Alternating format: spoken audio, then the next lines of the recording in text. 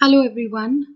Today I am recording part 2 of chapter 2 of class 12 business studies principles of management. I'm sure you liked my previous video and will surely like this one too. Please do not forget to subscribe to my channel and hit the bell icon so that you can get the notifications about my further uploads. Let us first understand what we did in this chapter so far. We understood the meaning of principles and management principles. Later on, we did the features of principles of management and also the importance of principles of management. So, this chapter is based on different principles laid down by two management thinkers. So, here we start studying about this first management principle, Henry Fayol. He was known as father of management studies because of his major contribution of developing 14 principles of management. Let me put some light on his life history and background. He was born in 1841 in France, and after completing his mining engineering, he started working in a company which was close to be bankrupt. So, through his efficiency, through his managerial excellence, he not only saved this large company from bankruptcy but also turned it into a flourishing organization. Later on, after he retired from this company, he started writing these principles, experimenting them, and developing them into the management principles as we know them now. So, his major contribution in the field of management was that he made a clear distinction between different technical skills, different skills which increases the production, and the managerial skills which works on the personnel, the employees in an organization, because they are also considered as major resource of an organization. He developed the functions of management which are identified as the steps in the process of management, and as we all discussed right away that he developed these 14 principles. So here is the list of 14 principles developed by Henry Fayol. One by one we will all understand what are these principles. The first principle by Fayol is division of labor. As the name suggests, it aims at dividing the work into small tasks so that the person who is doing the task attains better efficiency and specialization in the long run. That means producing more work, better work for the same amount of effort. Let me explain this through an example. When we go to Pizza Hut or Domino's, uh, the food we order doesn't reach us directly by one person. It goes through one or two or three processes, then it reaches our plate. For example, one person prepares the pizza, second put it in oven, third put it into the packaging, the fourth one served it uh, to our tables. So when work is divided like this, these people will be more efficient in their work, they'll be more specialized in doing this work, so they will serve the work in a better way. What are the positive effects of this principle? It provides specialization and it improves efficiency. And if we violate this principle, what we can achieve is lack of efficiency, absolutely no specialization, and there may be chances of duplication of work. Next principle is authority and responsibility. So the word authority means the right of a superior to give orders to his subordinates, and responsibility is the obligation on the subordinate to carry out the assigned job given by his superior on time. So when we talk about authority and responsibility, these are two different things, but there has to be a balance between both of them. How? Let me explain this through an example. Mr. Ram, the sales manager in a firm, has two sales executives, A and B. He favors A because he being one of his relatives, and he absolutely disliked B because of some personal reasons.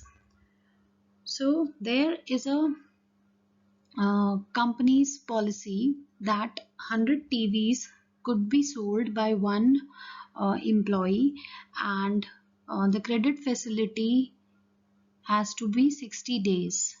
That means the payment for these 600 TVs sold in a month has to be bought in by these employees in 60 days time. So he gave 100 days credit facility to A and only 40 days credit facility to B. So A misused the authority and he utilized this money for his personal purposes. So he was not able to pay the amount for all the 100 televisions on time. B, who was not given the appropriate authority of using 60 days credit facility, was not able to complete the targets of sale, and so he was not able to fulfill his responsibility. So this means that more authority than responsibility will lead to misuse of the authority, and inappropriate authority with the amount of responsibility will not let the person fulfill his responsibility appropriately. So there has to be a balance, a parity between authority and responsibility. So what are the positives of this principle? That there will be no misuse of authority and it will help everyone in meeting their responsibilities without delay. And if this principle is violated, then there will be delay in completion of work as it happened with B, and misuse of authority due to excess authority as it has happened with A, and overburden due to excess responsibility. If person will be like overburdened with the responsibility, he will not be able to complete it on time. There is a beautiful quotation about discipline. Discipline is a bridge between goals and accomplishments. This is so true that without discipline, no goals can be achieved in life. Let it be a small goal or the bigger objectives in life, we cannot achieve anything without discipline. So, as per an organization's view, what is discipline? Discipline is the obedience to the organizational rules by the different subordinates. This means that an organization definitely lays down some kinds of code and conduct, some rules, some regulations, which all the employees, once they agree to work in that organizations, agrees upon. So this may be like lot of things, the attire to carry in the organization, the time to enter the organization, or maybe about leaves, maybe about the salary, etc. So this can be about lot of things. So to apply discipline into an organization needs really good supervisors, not only at one level but all the different levels, so that there can be clear and fair agreements between the subordinates and the superiors. And if someone doesn't follow these rules, there should be judicious application of various penalties. For example, let me just give you an example to explain discipline. Like KFC, it's a rule for them that they have to sanitize their hands every 30 minutes. So this is some rule which they have to follow. Similarly, for example, the timing to enter the office in certain organization is 9 p.m. So if someone doesn't abide by the rule, they will have to go through the penalties. So, what are the positive effects of this principle? That it ensures systematic working in an organization, and in a long run, it improves efficiency of all the subordinates and, of course, superiors in the organization. What are the consequences of violating this principle? It creates a confusion, disorder, and chaos in the organization. It also leads to lots of wastage of resources, and it also results in delaying work due to uh, people not working on time, or maybe not abiding by the rules. So this is principle of discipline. Next principle is unity of command. So this principle means that a worker or a subordinate should get instructions or orders from one boss only. So how does this matters? Let me explain this through an example. Himanshu, a sales executive, got instructed from the sales manager that he should work hard to get more sale. Apparently, from production manager, he got an order that he should slow down with the sale because of lack of raw material. So there is a definite confusion in front of Himanshu that whose order he is supposed to follow. So this situation will create confusion, conflict, or maybe disturbance in the activities. So this is where this principle comes in, that one subordinate or one employee should get orders from only one boss, so that he should not be confused and under a lot of disturbance because of more than one bosses.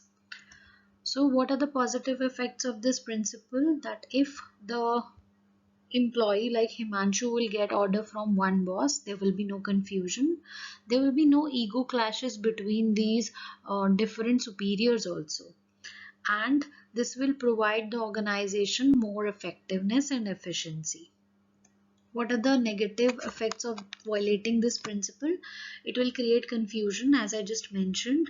It will let the employees escape from their responsibilities. Also, if you will get orders from multiple bosses, definitely you will have choices like whose work to be done first. So this will create lot of chaos, lot of ego clashes also among superiors, and definitely lot of difficulty in maintaining discipline in the long run. Next principle is unity of direction. Unity of direction means that each group of activities having the same objective must have one head and one plan. Let me just explain it through an example first, then we will go to the literal meaning. Like for example, there's a company which is manufacturing motorcycles as well as cars. So it should have two separate divisions for the manufacturing of these two different things. So each unit should have its own in charge, its own plans, and its own resources. So this is how these two divisions will not overlap any kind of activities with each other. So it will let the both the divisions successfully achieve its objectives. One more example from your own things, like we have two different streams, commerce and science, for class 12th. So there will be two different sections for these two streams. If we will mix these two streams, there will be lot of confusion, there will be no coordination, and no, we cannot ensure achievement of any goals. So we have class 12th A for science and class 12th B for commerce. So this is how we have created two different units for two plans. So what are the positive effects of this principle? It will help in achievement of goals. It will initiate, or it will ensure the efforts into one direction. It will provide the organization better control and elimination of different kinds of wastage. What are the consequences of violating this principle? No coordination, definitely more wastage, and overall difficulty in achieving goals. Next principle is centralization and decentralization. So, centralization means concentration of powers in few hands, and decentralization means distribution of this power at different levels of management. So, let me explain this through an example. Mr. Ram, the owner of his shoe shop, runs his shop with the help of 3 employees. All the powers, he holds all the powers in his firm. So this is an example of centralization, where only the head or the top level holds all the powers. Next is decentralization. Like Ambani doesn't run his organization through centralization. Like every other supervisor cannot contact Mr. Ambani for every small decisions. So he must have spread the authorities at different levels as per the responsibilities given at different levels. So why this is very helpful? Because this kind of structure ensures faster decisions at different levels and uh, strict control for all the key areas at the top level. So there is no organization which can go with centralization alone or decentralization alone. So there should be a combination of both these things for a successful organization. For example, one more example, the panchayats in India are a clear example of decentralization at a national level. So they takes their own decisions. They don't need to ask their supervisors or the people at different levels in the government to take their decisions. They are authorized enough to take their decisions. So this is a very good example of decentralization at a national level. So what are the positive effects of this principle? That organization is benefited the most by this kind of structure, the combination. And as I just mentioned, faster decisions at lower level and more control at top level. What are the consequences of violating this principle? That if complete centralization will be there, there will be lot of delay in the decision, because only the top level takes all the decisions. So the transfer time for all the orders and the decisions will definitely hamper the working of the organization. And complete decentralization will give more of authority to the lower levels, so there will be misuse of this authority. So the best thing is the combination of centralization and decentralization. Another principle, remuneration of employees or persons. So this is basically the compensation, the salary, the pay which is given to the employees for the work they deliver to the organization. So what this principle states is that this pay should be just, fair and equitable to the employees and also for the employer.